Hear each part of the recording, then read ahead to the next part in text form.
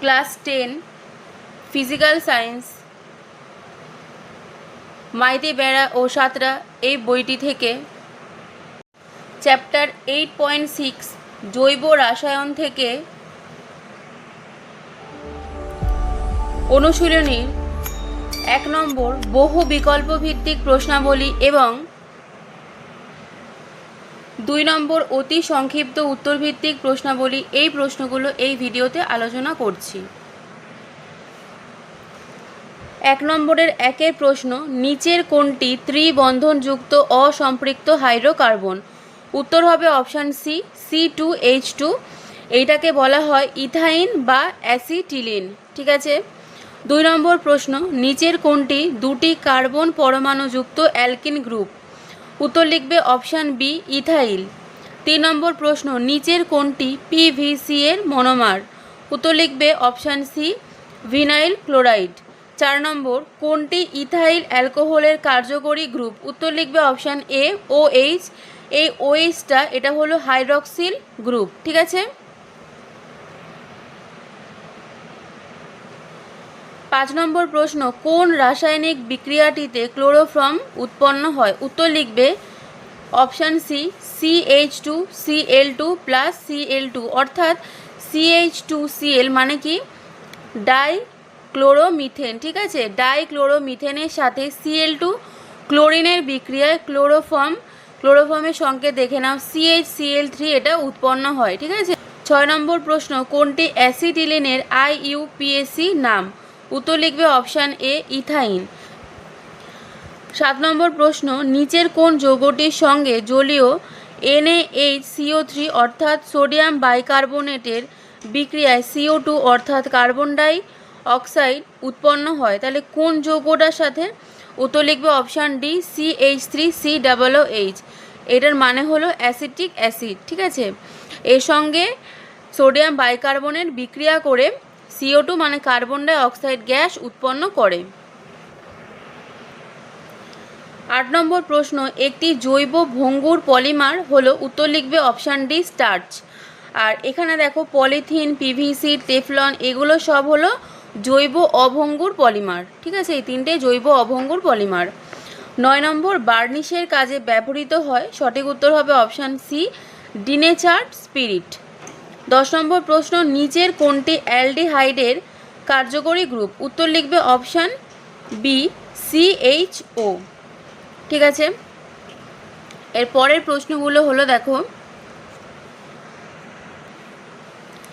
পরবর্তী প্রশ্নগুলো হলো 2 নম্বরে অতি সংক্ষিপ্ত উত্তরভিত্তিক প্রশ্নাবলী।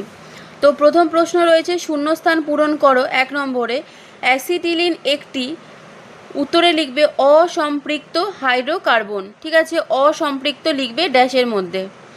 2 নম্বর প্রশ্ন দেখো, মিথেন অণুর HCH কোণের মান এখানে লিখবে 109 ডিগ্রি 28 মিনিট বা তোমরা লিখতে পারো 109.5 ডিগ্রি।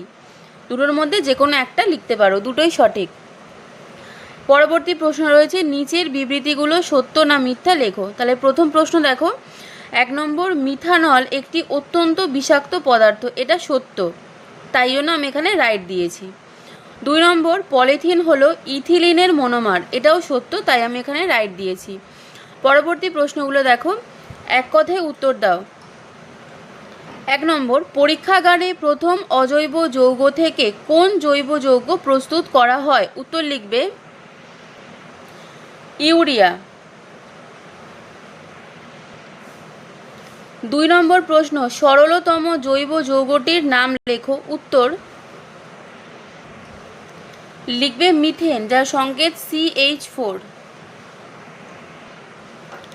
3 নম্বর প্রশ্ন, মিথেনে কার্বনের 4টি যোজ্যতা কিভাবে বিন্যস্ত থাকে? উত্তর লিখবে সুষমভাবে চতুস্তলকীয় আকারে বিন্যস্ত থাকে। 4 নম্বর প্রশ্ন, একটি দ্বিবন্ধনযুক্ত জৈব যৌগের নাম লেখো। উত্তর লিখবে ইথিন বা ইথিলিন, যার সংকেত হলো C2H4। 5 নম্বর প্রশ্ন, প্রোপ 1 আয়নের সংকেত হলো। উত্তর এখানে তোমাদের কোশ্চেনে শুধুমাত্র সংকেত লিখতে বলেছে, তাই আমি এখানে তোমাদের দুটো সংকেতই দেখাচ্ছি। আণবিক সংকেত লিখবে C3H6 আর গাঠনিক সংকেত লিখবে CH3CH2। দুটো সংকেতই তোমাদের দেখালাম, যেটা পরীক্ষায় লিখতে দেবে সেটা তোমরা লিখবে।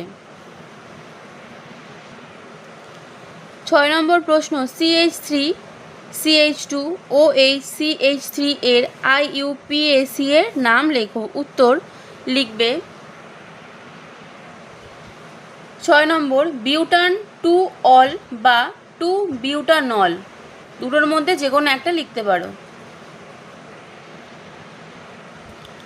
7 নম্বর প্রশ্ন, মিথেনের একটি ব্যবহার উল্লেখ করো। উত্তর লিখবে মিথেন জ্বালানি হিসেবে ব্যবহৃত হয়। 8 নম্বর প্রশ্ন, কাঁচা ফল পাকাতে কোন পদার্থ ব্যবহার করা হয়। উত্তর লিখবে ক্যালসিয়াম কার্বাইড CaC2 বা ইথিলিন গ্যাস C2H4, দুটোর মধ্যে যে কোনো একটা লিখে দেবে, দুটোই সঠিক। 9 নম্বর প্রশ্ন, অক্সি অ্যাসিটিলিন শিখা প্রস্তুত করতে কোন জৈব গ্যাস ব্যবহার করা হয়। উত্তর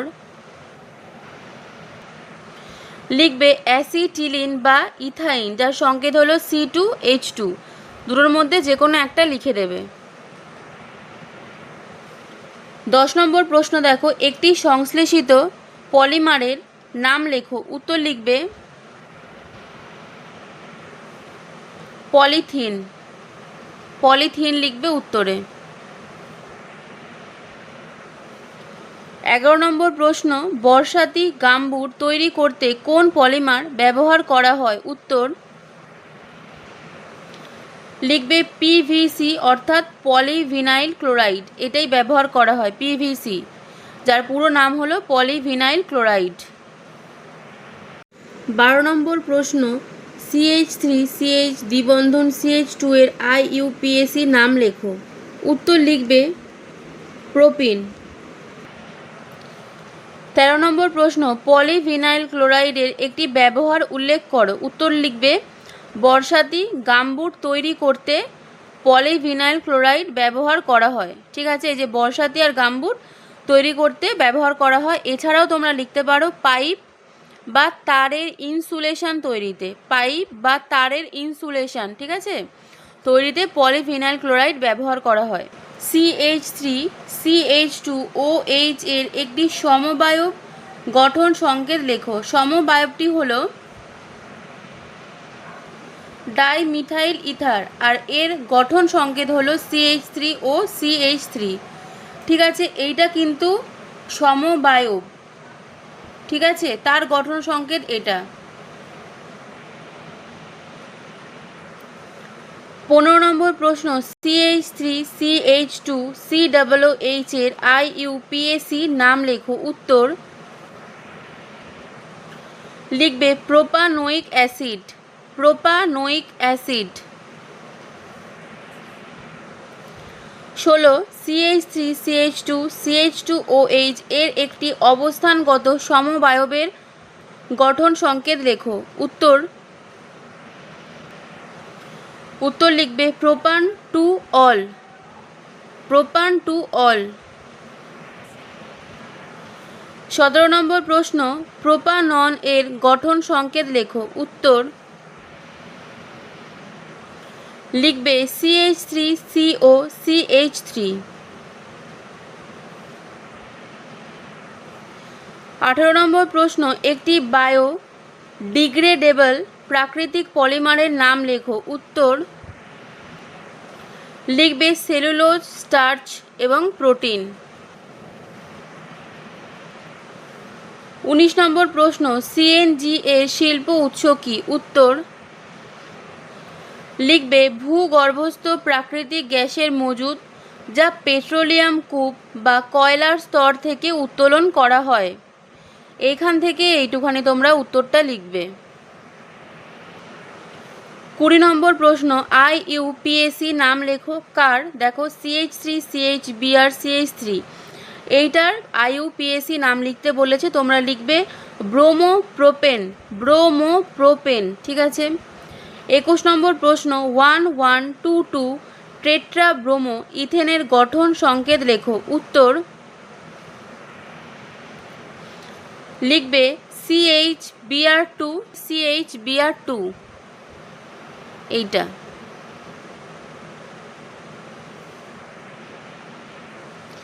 22 নম্বর প্রশ্ন LPG এর মূল উপাদানের গঠন সংকেত লেখো। উত্তর LPG এর মধ্যে যে মূল উপাদানগুলো থাকে সেগুলো হলো প্রোপেন, যার আণবিক সংকেত হলো C3H8 এবং গঠন সংকেত হলো এটা CH3CH2CH3। ঠিক আছে। আর আরেকটা যেটা মূল উপাদান থাকে সেটা হলো বিউটেন, যার আণবিক সংকেত হলো C4H10 আর গঠন সংকেত হলো CH3CH2CH2CH3। ভালো করে দেখে নাও, এখান থেকে এতদূর তোমরা উত্তরটা লিখবে।